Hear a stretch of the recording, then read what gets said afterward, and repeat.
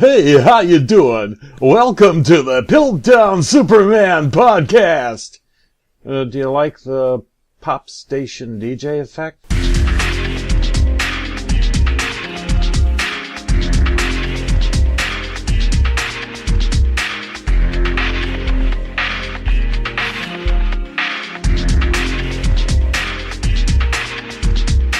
But seriously, folks, it's been a bit of a weird week.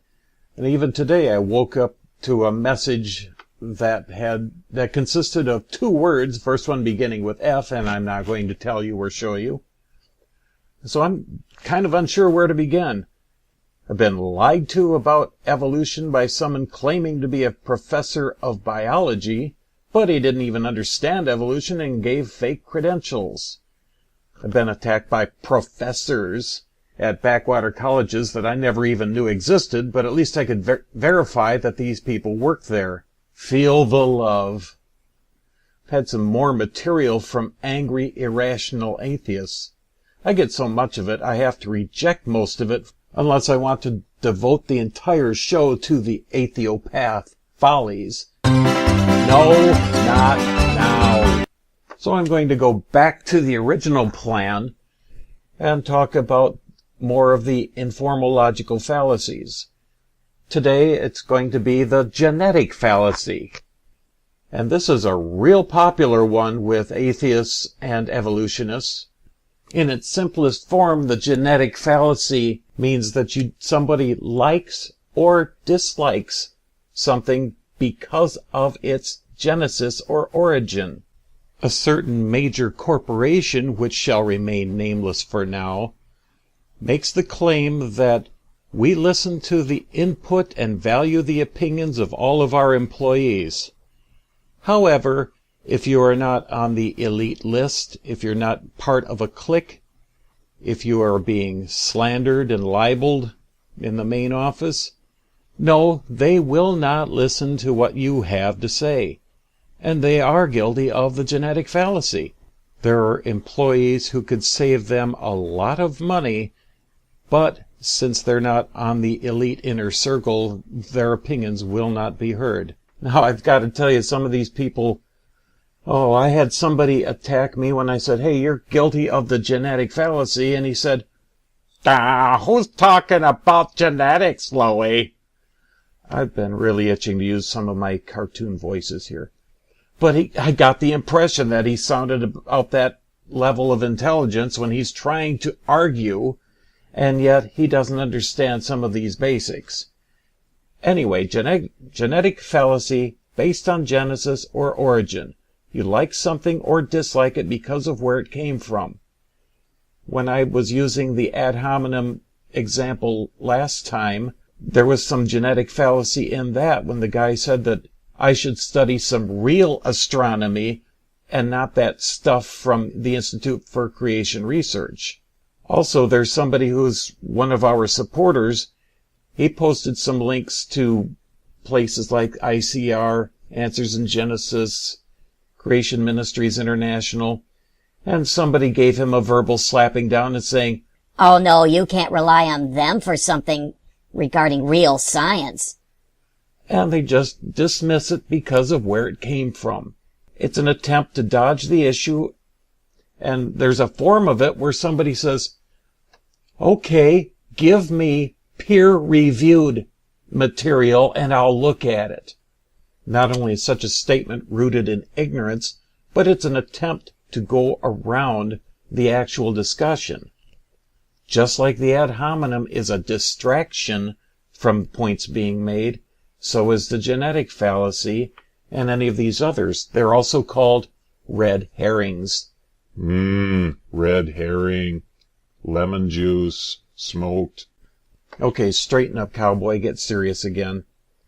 These people are expressing ignorance and are also attempting to manipulate when they are saying that there is no real science or there are no creationist scientists. Yes, there are. They are fully accredited. They are published. They are respected. They have university positions.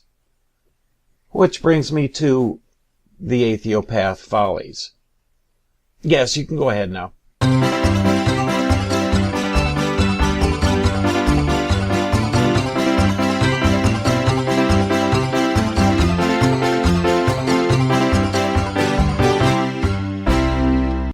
From December 5th, this guy was referring to an article that was posted about the arms of the spiral galaxies that should be losing their shape after the alleged millions or billions of years of existence.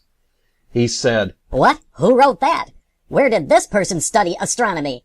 I'd never read any textbook supporting the idea the arms of spiral galaxies should decay over time or lose their shape. Never, and I have a lot of astronomy books. No citations, no references, just specious claims.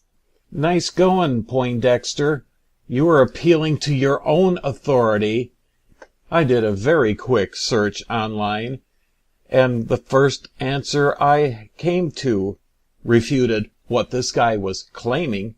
So he's appealing to his own authority and doing the scientific principle of make up stuff if it interferes with your worldview. Now, back to the genetic fallacy. This is something that you also not only have to keep an eye out for in case somebody's going to try to distract from, hijack, or otherwise derail the discussion, but it is not always a fallacy. It can be used as a warning. For instance, when there were lawsuits against the tobacco companies hired scientists and doctors and such to, quote, prove that cigarettes are not harmful. Okay, so we cannot just immediately dismiss it, but you can use it for caution and say, wait a minute, look where it came from. It's somebody with an agenda and a definite bias. So we have to take it a little bit more seriously and not accept or reject just because of where it came from. There are some organizations, websites, and so forth. They're really not worth your time. But you can't take my word for it because I definitely have a bias, and you don't know that I have checked them out and they have a track record for being very biased, for selective citing, misrepresenting creationism, and all that sort of thing. Like, I will not even allow on the Question Evolution Project posts from Talk Origins, NCSE. Well, for one thing, registering the domain name creationism.com so it will redirect back to the NCSE. Frankly, I find that very sneaky and disingenuous, and that does not add to their credibility in my eyes. Then there's that other BCSE. Now, what does that stand for again? Britishers slandering creation experts? Or something like that. Either way, when you've done some checking, then you can find out who's just a propaganda arm and they're really not worth spending time on. You're better off building up your own knowledge. One thing that I really dislike is when people will come and tell me what I think and believe. They've gotten their information from places like Irrational Wiki or Propaganda Talk Origins or any of these other heavily biased, misleading, and disingenuous sites.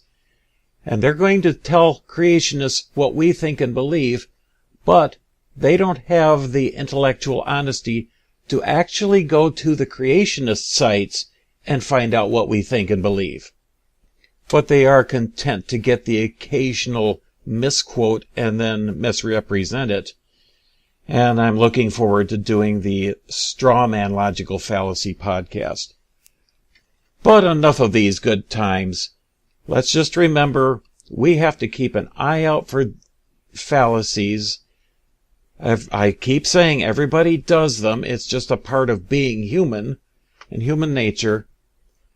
But to try to keep a lid on it so we can be better than the opposition and that we don't let the opposition take advantage of us.